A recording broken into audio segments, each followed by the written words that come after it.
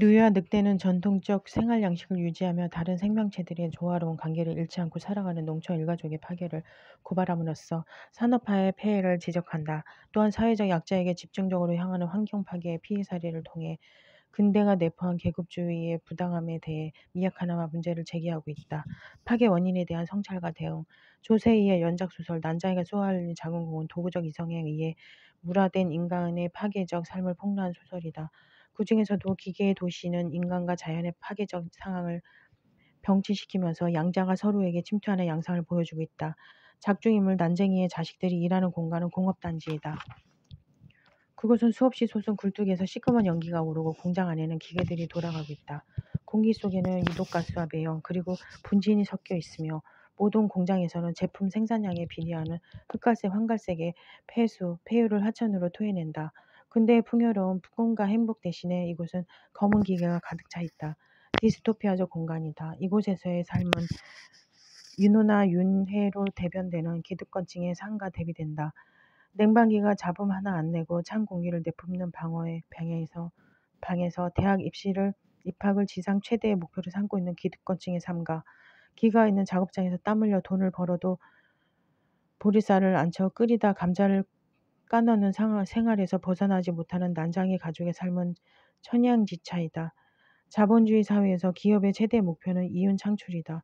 최소의 비용을 지불해서 최대의 잉여 가치를 얻기 위한 방법으로 노동자의 노동력이 착취당하는 일은 비일비재하다. 목표에 이르는 경제적 방법에 초점을 맞추다 보니 노동자들은 이용 가치에 의해 평가되는 산물로 전락한다. 노동자들의 삶의 질은 기업인들에게 의미를 지니지 못한다. 기업인들의 유일한 관심사는 목표를 이룰 수 있는 최선의 경제성이다. 그리하여 노동자들의 최저 생계비에도 못 미치는 돈을 받으며 가난에서 벗어나려고 몸부림쳐도 벗어날 수 없는 굴레에 놓인다. 그야말로 개발의 이익에서는 소외되며 개발의 폐허라 할 공해에서는 최대의 수혜자가 되는 것이다. 은강 바람은 낮에는 바다에서 육지로 밤에는 육지에서 바다로 분다. 그 바람이 공장지대의 유독가스와 매연을 바다로 내륙으로만 몰아간다. 그런데 5월 어느 날 밤 은강 사람들은 바람이 갑자기 방향을 바꿨다는 사실을 알았다. 바람은 바다를 안 불고 내륙으로도 안 불고 공장지대의 상공에 머물렀다가 곧바로 주거지를 향해 불었다. 그 바람은 기복을 이룬 시내의 구릉을 넘어 주거지일 때 가라앉으며 빠져나갔다. 막 잠이 들려든 어린아이들이 바람이 방향을 바꾼 사실을 제일 먼저 알았다. 어른들은 아이들이 갑자기 호흡장애를 일으키는 것을 보았다. 아이들을 안고 병원으로 달려가던 어른들은 악취 때문에 제대로 숨을 쉴 수 없었다. 눈이 아프고 목이 따가웠다. 견딜 수 없는 사람들이 거리로 뛰어나왔다. 시가지와 주거지에 안개가 내리고 가로등은 보이지 않았다. 대혼잡이 일어 질서는 순식간에 무너졌다. 도둑과 불량배가 꿈에도 생각 못했던 기회를 잡아 날뛰었다. 시민들은 주거지를 벗어나 중앙으로 이어지는 국도 쪽으로 대피했다. 9시에서 자정까지 3시간이 지나지 않았지만 은강 사람들은 큰 공부 앞에 맨손으로 노출된 자신들을 깨닫고 몸서리쳤다. 짧은 시간에 은강 사람들은 여러 가지 불안을 경험했다. 아무도 정확히 말하지 못했지만 그들은 은강 역사에 전례가 없는 생물학적 악조건 속에서 자기들이 살아간다는 것을 깨달았다. 다음날 그들은 문제를 해결해 보겠다고 생각했다. 그러나 이내 큰 벽에 부딪혀 그들은 맥없이 물러서고 말았다. 은강을 움직이는 사람들은 서울에 있었다. 은강 사람들은 필요하다면 공중 집회를 갖거나 시위를 벌일 수 있을 거라고 믿고 있었다. 그럴 수 없다는 것을 뒤늦게 깨닫고 입을 벌렸다. 엔트로피 법칙에 따르면 우주 안의 모든 것은 일정한 구조와 가치로 시작해서 무질서한 혼돈과 낭비의 상태로 나아간다. 이를 거꾸로 되돌리는 것은 불가능하다. 고립된 시간과 장소에서 엔트로피 과정을 역행시키는 것이 가능하지만 그 과정에서 또 다른 에너지를 소비해야 하기 때문에 결국 전체 환경의 엔트로피 총량은 증가한다. 그러므로 지구상이건 우주건 어디서든 질서를 창조하기 위해서는 더 큰 무질서를 만들어내야만 한다. 산업화의 결과 풍요롭고 질서 있는 세계가 구축되었지만 그들을 얻기 위해 유독가스와 매연을 부단히 쏟아냄으로써 다른 한쪽에서는 더 큰 무질서가 야기되었다. 바람의 방향 전환이라는 불가항력적 상황 속에서 펼쳐진 아비규환의 모습은 무질서가 극에 달한 열사 직전의 상태를 보여준다. 근대의 신념이 인간의 삶마저 위협하는 거짓말에 불과한 것임을 인식한 시민들은 근대의 하수인인 기업인들을 대상으로 투쟁을 결심한다. 하지만 이것은 불가능한 일이다. 기업들보다 더욱 강한 정부가 뒤에 있기 때문이다. 정부는 다수의 국민을 위해 존재해야만 하지만 국가의 부가 기업의 생산량에 비례한다는 강박관념에 빠져 정부는 기업의 부도덕성을 크게 문제 삼지 않는다. 이런 사회적 분위기 속에서 시민들은 삶의 파괴에 직면해 있으면서도 속수무책일 수밖에 없다. 여기에서 환경 파괴가 인간 사회에 내재하는 위계 질서의 지배 관계에 의한다는 사회 생태주의자들의 주장은 의미가 있다. 사회 생태주의자들은 인간의 지배와 자연 파괴가 몇몇 인간이 타자에 의해 지배하고 통제하는 지배와 이해라는 사회적 유형에서 나온다고 본다. 이와 같은 구조가 타자의 이익을 위해 사회 구성원을 억압하는 한편 자연계에 대한 지배를 포함하여 일체의 지배 형태를 조장하는 사고방식과 생활방식을 강화하도록 기능한다는 것이다. 그러므로 인간이든 자연이든 위계 서열의 지배관계에서 벗어날 때라야 불평등하고 파괴적인 상황은 극복될 수 있다. 이 소설은 이를 실현하기 위한 대응 방식으로 투쟁을 제안한다. 그리고 이것은 어느 한 사람의 힘에 의해 이루어지는 것이 아니라 연대에 의해 가능한 것임을 강조한다. 약자들의 힘이 결집되어 위계적 구조에 대항할 때 분배 정의가 실현될 수 있으리라는 믿음이다. 소설 결미는 이를 잘 보여준다. 그때 윤호는 어떤 도덕적인 핵심과 맞부딪혔다. 그래서 이제 끝내야지 하고 그는 중얼거렸다. 은희를 안고 있는 머릿속에 까만 기계들이 들어차 있는 은강씨가 떠올랐다. 단체를 만들자 그 사람 혼자 힘으로는 안 되는 일이야.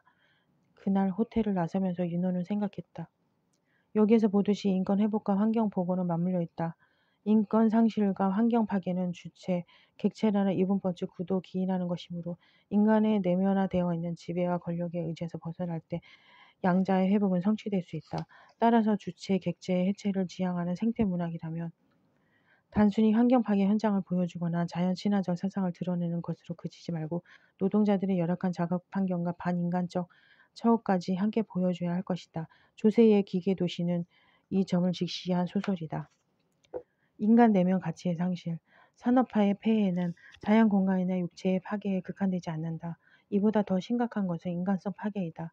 김원일의 도요새에 관한 명상은 삶의 변화가 인간성 상실과 맞물려 있음을 보여주는 소설이다.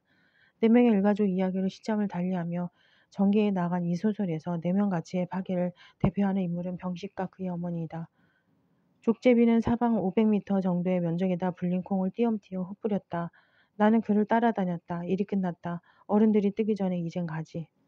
족제비가 말했다. 시체 수거는 해주려고 우리 집으로 와. 등산 가방은 내가 준비할 테니 시내로 반입을 해야 하거든. 넌 살인자야. 내가 말했다. 인이 아닌 살조자인 셈이지. 넌 먼저 시내로 들어가. 나온 김에 난 좀 남았다 갈래. 직살 현장이 보고 싶어서. 죄책감 때문에 무슨 나발 같은 소리. 인간은 물론 인간 외에 무엇이든 죽일 수 있어. 인간은 파괴자야.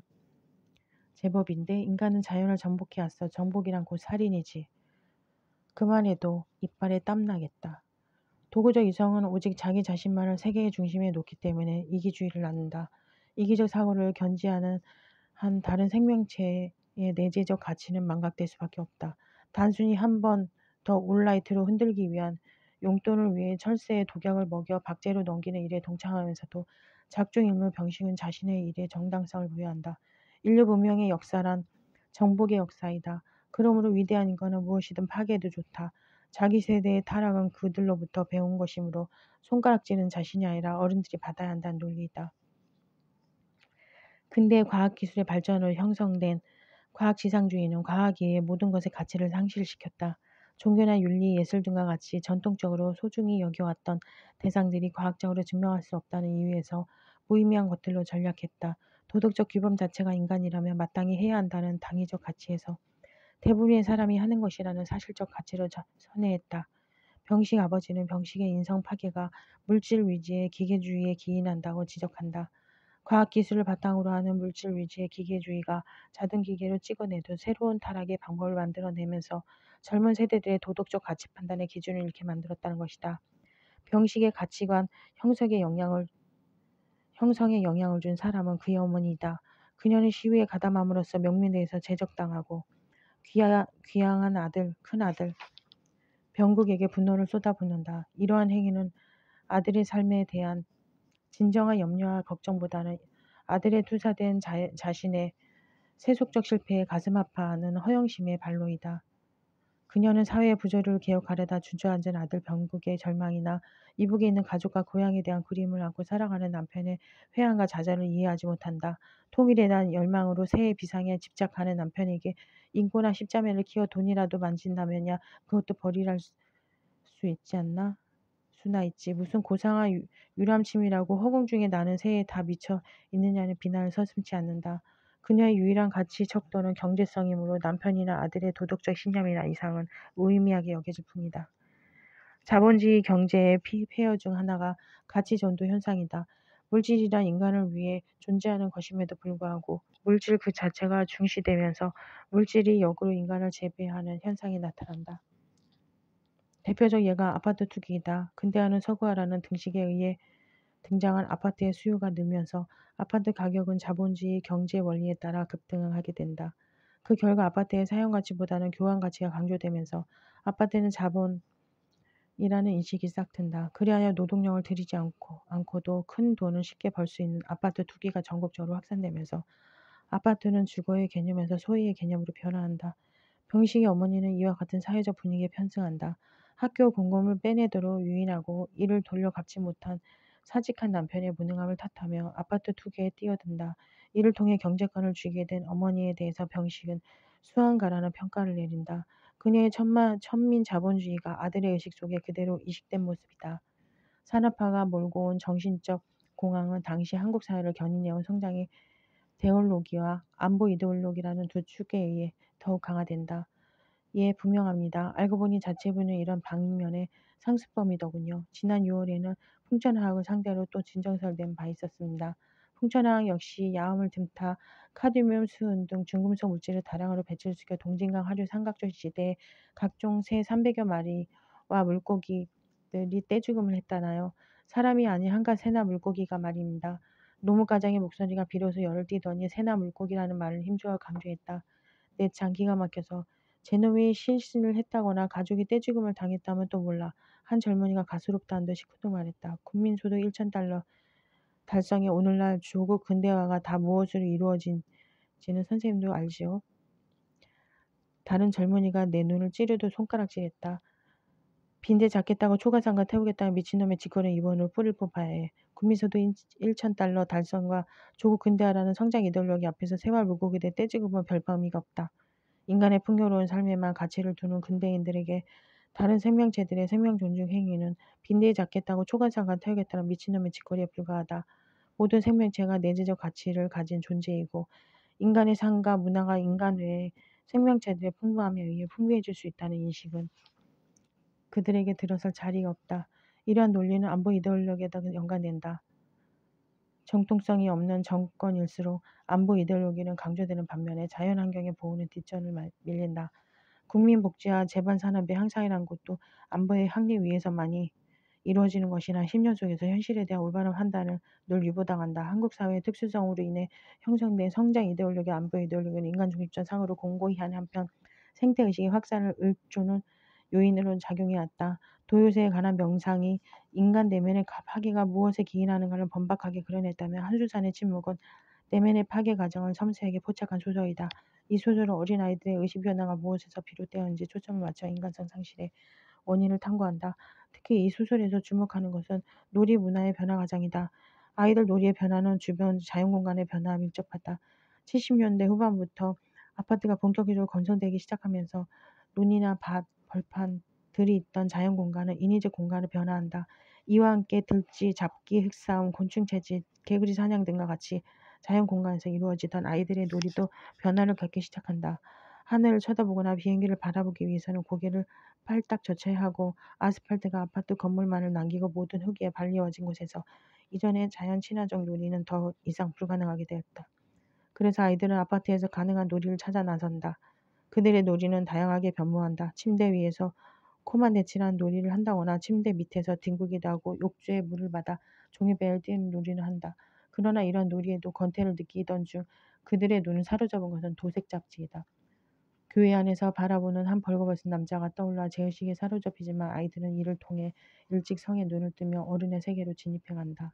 융에 의하면 어린아이와 같이 된다는 것은 리비도의 보배를 소유한다는 것이다. 어린아이들은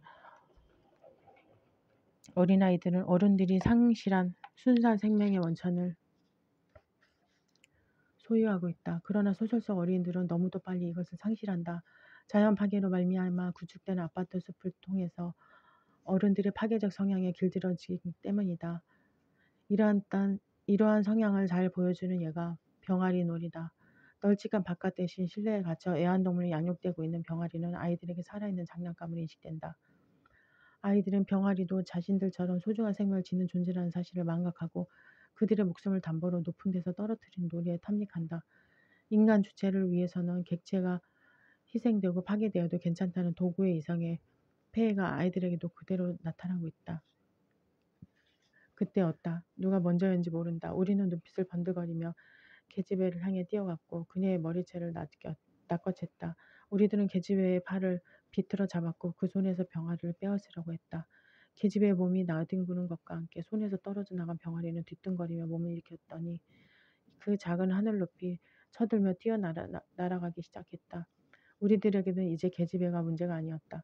우리는 새로운 사냥감을 보았고 그 뒤뚱거리며 날아가는 병아리를 쫓아서 달려갔다. 계집애가 악을 쓰며 우려대는 울음소리도 들려오지 않았다.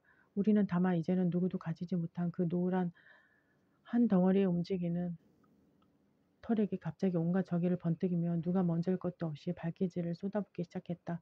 아무 소리도 들려오지 않았다. 이미 배가 터져버린 한 마리의 병아리를 향해 우리는 끊임없이 발기질을 계속하고 있었다. 주체 객체의 사고 원리는 다양성을 배제한다. 너 아니면 나와 같은 이분법적 사고는 사실세계를 극도로 단순화시키므로 투쟁을 일으킬 뿐이다. 세계를 정확하게 평가하는 능력을 감소시킨다. 이것은 상황이나 논점을 극단적으로 치닫게 하여 극단적 사고, 배타적 사고, 단정적 사고의 원인이 된다. 이와 같은 사고 속에서 선약, 긍정, 부정, 악은 적군 개념만 존재한다. 따라서 자신과 다른 정체성을 가진 존재는 모두 투쟁해야 할 적이 되기만 한다. 옥상에서 병아리를 떨어뜨리는 일에 동참하지 않으므로 병아리를 살려낸 계집애를 향한 아이들의 광기 어린 분노는 이를 잘 보여준다. 자신들 편에 서지 않은 계집애는 마땅히 공격하고 파괴할 대상인 것이다. 이와 같은 의식을 형성하는 데 영향을 준 것이 회기라를 추구하는 현대사회의 왜곡된 모습이다. 아이들의 집은 시간이 지날수록 커튼, 욕조, 붙박이장 등 모든 것이 똑같이 변해간다. 그들의 어머니들 또한 머리 모양에서 옷에 이르기까지 똑같은 것을 추구한다. 유행에 뒤지면 낙오자가 되고 남들과 다른 불안을 느끼는 소비사회의 왜곡된 욕망이 어머니들의 의식을 지배하면서 그들의 아이들 또한 다양성을 인정하지 못하는 사람이 된 것이다. 소설 속에 아이들의 이름이 나오지 않는다는 점도 현대의 획일화한 모습과 관련이 있다. 아이들의 이름 대신에 아파트 호수를 따라 1호점, 1호집, 3호집 등으로 불려진다. 이름이 있다는 것은 다른 사물이나 대상과 구별되는 개별 생명체의 가치가 인정받고 있다는 뜻이다. 그러므로 아이들의 이름이 없다는 사실은 소설의 아이들이 개성을 지니지 못한 획일화된 대상으로 존재함을 의미한다. 그 거대한 산업사회 속에서 자신만의 개성을 상실하고 획일화된 존재로 전락해버렸음을 상징한다.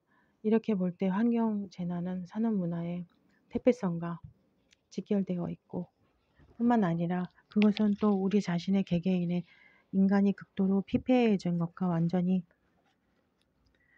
내면적으로 일치하고 있는 게 사실이다. 소설 침묵은 아이들의 인상 변화를 통해 현대사회의 인간성 파괴는 자연공간이 파괴되면서 인간이 인위적인 공간에 갇히게 된 결과임을 보여준다.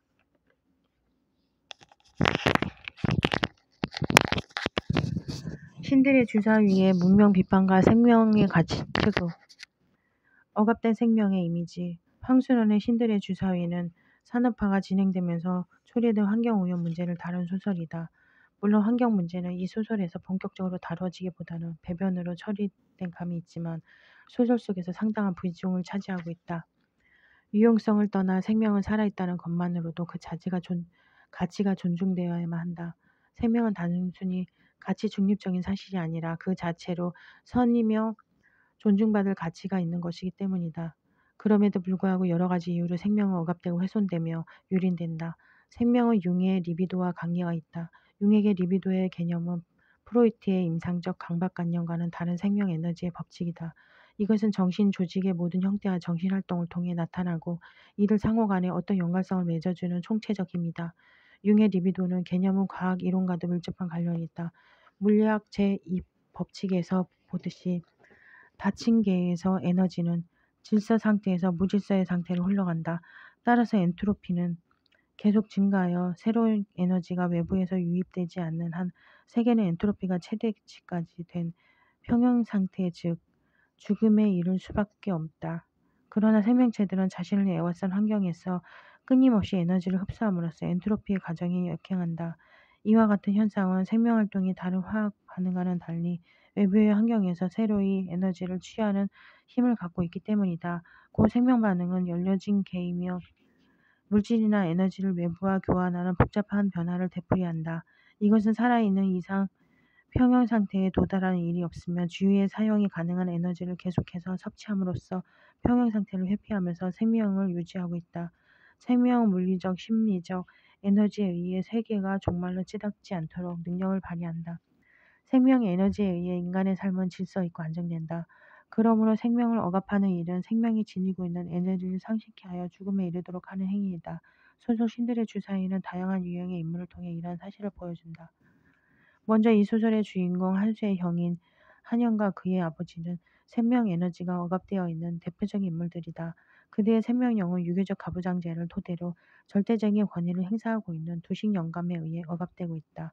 한영의 아버지는 두식 영감의 권위에 굴복하고 말지만 맞손자 한영은 그렇게 하지 않았기 때문에 비극적 인물이 되고 만다.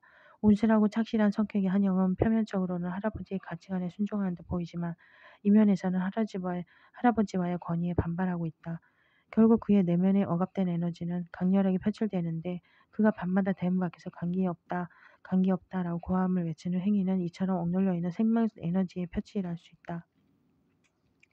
그는 어릴 적 신동이라는 소리를 들을 정도로 동생 한수보다 영리했다.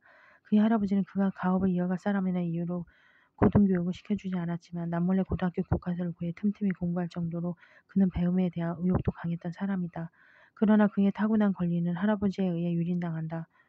두식 영감은 넘을 수 없는 산이며 결국 깨트리지 못하는 거대한 바위였다. 그는 할아버지에 대한 첫 도전으로 할아버지 제가 비용에 쓸 100여만 원의 돈을 빌리지만 끝내 그 빚을 갚지 못하고 자살한다. 강자에 의해 약자의 생명의지가 무참히 짓밟힌 양상이다. 강자에 의해 위축되고 훼손된 생명 이미지는 중석과 진이가 가르치는 학생들에게도 나타난다. 읍장의 딸인 창숙은 성적이 상위권이면서도 문제아로 분류되는 아이다. 그녀는 교사들과 관계된 헛소문을 퍼뜨리기도 하고 그들을 골탕 먹이기도 한데 이와 같은 창숙의 반항에는 남모를 이유가 있다. IQ도 높고 공부도 잘해 선망의 대상이었던 창숙의 언니는 누가 보더라도 행복한 커플이라 할 사람과 결혼한다. 그러나 표면적인 모습과는 달리 언니의 삶은 남편의 구타와 신경성으로 생긴 위험 때문에 불행해진다. 언니의 불행한 모습을 보며 공부의 무의미함을 깨달은 창숙은 삶의 목표와 방향을 상실해버림으로써 생명력을 발휘하지 못하고 시들어버리게 된다. 작정인물 복주와 영란도 창숙과 같은 맥락에 있다. 복주와 영란은 둘 다 공부를 잘해 서울의 대학에 가자고 약속한 사이다. 그러나 복주의 부모는 그녀가 공부하기 싫어 학교를 그만두었다고 하면서 왕대포집에 붙잡아 놓고 심부름을 시킨다. 복주의 어머니는 날마다 손님들이 주는 술에 취해 있고 복주의 아버지는 복주의 어머니의 입에 행주나 걸레 같은 것을 틀어박고 구타한다. 영란은 이런 상황을 견디다 못해 가출한 복주를 동정하며 자신도 그녀와 함께 생활하고자 한다. 이들의 눈에 비치는 어른들은 위선과 탐욕으로 가득 찬 존재들이다. 창숙의 형부는 겉모습과 달리 포악한 성격을 가진 위선적 인물이었으며 복주의 부모 또한 자식의 장래는 안중에도 없고 자식을 자신들의 욕망 충족을 위한 도구로 삼고 있다. 어른 세계의 부정적인 요소로 인해 그들의 생명 가치는 훼손되고 유린된다. 그러므로 복주와 영란의 가출은 강포한 어른들에 의해 억눌려 있는 생명 에너지를 찾기 위한 몸부림으로 해석된다. 분명 비판과 생태학적 자각, 황순원 소설 전반에 담긴 생명에 대한 외경은 본격적인 근대화 산업화 속에 생태계 훼손이 가시화되기 시작하면서 자연스레 문명 비판의 형태로 나타난다. 인간이든 비인간이든 생명을 지닌 모든 것이 소중하다는 인식을 가지게 된다. 생명을 위협하는 공해 문제는 심각하게 다가올 수밖에 없기 때문이다. 공해에 대한 인식은 각종 공해 문제를 어물쩍 넘겨버리는 것처럼 무서운 일은 없다. 공의 문제를 뒷전에 밀어넣고 경제성장을 하여 설사 선진국 대열에 낀다 한들 무슨 소용이 있는가 라는 말에서도 잘 드러난다. 이러한 인식을 보여주는 소설이 신들의 주사위다.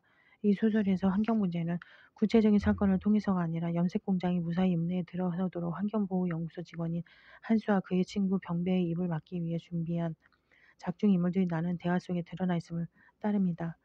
하지만 소설 창작 당시의 대두된 환경 문제가 심도 깊게 논의되고 있는 눈여겨볼 만하다.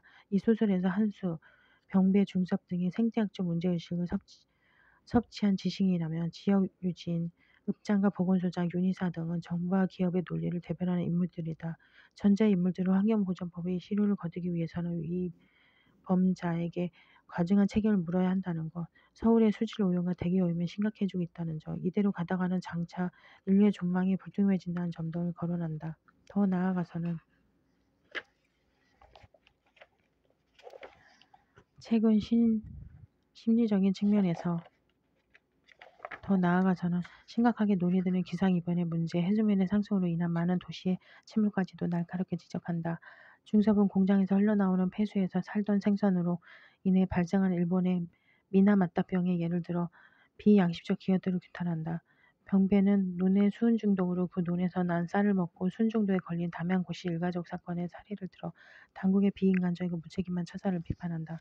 그는 또한 신품종인 노풍이란 벼가 병충해를 견디지 못하고 쓰러져 버린 까닭은 화학비료를 덜 넣어준 때문이 아니라 농토의 빈사 상태가 원인이라고 말한다. 농약과 화학비료를 많이 쓴 탓에 농토의 혈맥이라 할 지렁이가 살지 못하면서 대지의 힘을 잃어 생산을 하지 못하는 땅으로 전락해 버렸다는 점을 들며 생태학적 각성을 촉구한다. 말하자면 농토가 기진맥진 빈사 상태에 빠져 있다는 거지요. 그 증거로 지렁이가 살지 못하는 걸 봐도 알 수 있다니까요. 지렁이 농토의 혈맥 같은 거라고 하더군요. 사실 붉은 지렁이 동맥이고 푸른 지렁이는 정맥이라고 볼 수 있잖아요. 이 혈맥이 농약과 화학비료 때문에 강화를 일으켰다는 거예요. 그래서 별을 힘있게 키울 수 없다는 거죠. 그러나 심읍장과 보건소장은 우리나라가 개발도상국이라는 사실을 강조하면서 성장 후 환경보호를 하는 정부의 논리를 피력한다. 염색공장을 꼭 들어앉히어 지역개발을 시켜야 해 읍사무도 신축해 놓았다.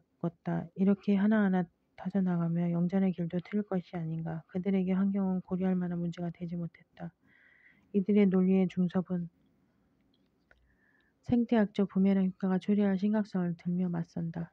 아무튼 너무 공업지상주의를 앞세워 환경 파괴 예방을 소홀히 해서는 안 될 겁니다. 중섭이 이야기에 끼어들었다. 공해 예방으로 해서 다소 경제발전의 템포가 늦춰지더라도 말이죠. 다 건설해 놓고 그걸 누릴 사람이 병들거나 후손이 병신으로 태어난다면 무슨 소용이 있습니까? 그리고 이미 우리나라 산업공해가 곳곳에서 인명을 노리고 있는 형편 아니에요. 어쩌면 인명의 희생을 당하고 있으면서도 그저 표현에 나타나지 않아 그걸 모르고 있는 건 아닐까요? 생명을 지닌 모든 것은 관계의 망 속에서 자신의 위치와 역할에 따라 관계성, 순환성, 다양성을 유지하면서 번성하여 더 큰 우주의 일원으로 존재하게 된다. 이러한 관계는 약탈과 공격이 아니라 나눔과 배품의 관계이다. 그런데 이들 중 어느 하나가 주체가 되어 다른 생명체를 도구한다면 이들은 주체, 객체라는 이분법적 주종 관계로 바뀌게 되어 주체가 객체를 억압하고 파괴하는 양상으로 변화한다. 그런데 생태계의 특성상 주체와 객체는 늘 그 자리에 머물러 있는 것이 아니라 주체는 객체로 객체는 다시 주체로 자리 이동을 하므로 주체 객체의 관계를 견지하는 한 모든 생명체는 서로가 서로를 파괴하여 공면에 이를 수밖에 없다. 이 소설은 눈앞의 이익에 급급하여 부분별한 환경 파괴를 계속한다면 종국에는 인간의 생존마저 위태로워질 것이라는 생태학적 각성을 촉구한다. 이와 함께 인간의 파괴 양상은 비단 육체에 국한된 것이 아니라 정신심리적인 측면에서도 나타나는 것임을 미나마따병의 희생자 유가족들의 사례를 통해 말해준다. 이미 오래전 남의 나라에 있었던 사건이지만 그 정상과 절규는 시간과 공간을 뛰어넘어 지금의 한수를 붙들고 있는 것이다. 그 정상의 고통스러운 동정이 가고 그러한 절규를 할 수밖에 없었던 심정의 고통스러운 이해가 갔다. 그러면서도 그 절규를 용납할 수 없게 하는 건 대체 무엇일까? 당사자가 아니고 제3자의 입장이라서 그럴까? 눈에는 눈이라는 원시적 보복이 오늘날에 통용해서는 안 된다는 뜻에서일까? 그러니 미필적 고의의 살인을 법 절차를 밟아 다스려져야 한다는 것이 뜻에서일까? 아니다. 그때만은 아니다. 뭐랄까 오랫동안 인간이 갖고 온 근원적인 사랑이랄까 혼이랄까 그런 것을 이룰 수 없다는 데서 오는 게 아닐까? 오랫동안 인간이 갖고 온 근원적인 사랑과 혼. 미나마타병의 희생자 유족들이 회사 측에 요구하는 것이 보상금이 아니라 수은 모액을 먹고 자기네가 죽은 수만큼 또 모든 수만큼 주고 병들어 달라고 했다는 사례는 주목해야 할 대목이다. 그야말로 눈에는 눈이라는 원시적 보복을 요구하는 모습을 통해 환경의 파괴가 그들의 내면을 얼마나 황폐하게 만들었는지를 알 수 있다. 이런 점에서 볼 때 환경재난은 산업문화의 태피성과 직결되어 있고 뿐만 아니라 그것은 또 우리 자신의 개개인의 인간성이 극도로 피폐해진 것과 완전히 내면적으로 일치한다는 주장을 되새겨볼 필요가 있다. 환경 파괴는 인간의 육체만을 파괴하는 것이 아니라 인간의 심성마저 파괴하고 있는 것이다. 작중 인물 한 수는 자신들이 당한 억울함을 그들도 똑같이 당해야 한다는 피해자들의 심정을 이해하면서도 이러한 논리가 용납될 수 없다고 생각한다. 생명체들의 생명력은 객체가 주체에게 당한 피해를 똑같이 돌려줄 때 회복되는 것이 아니라 오히려 생명의 존엄성에 대한 인식을 회복하고 가해자마저 포용하는 한몸 의식을 회복할 때래야 회복될 수 있다는 인식에서 피해 당사자의 분노는 극한에 거실 수 있지만 그물로 맺어진 연쇄 고리 속에서 파괴는 끝없는 파괴를 낳을 뿐이었으므로 보복은 진정한 해결책이 되지 못한다.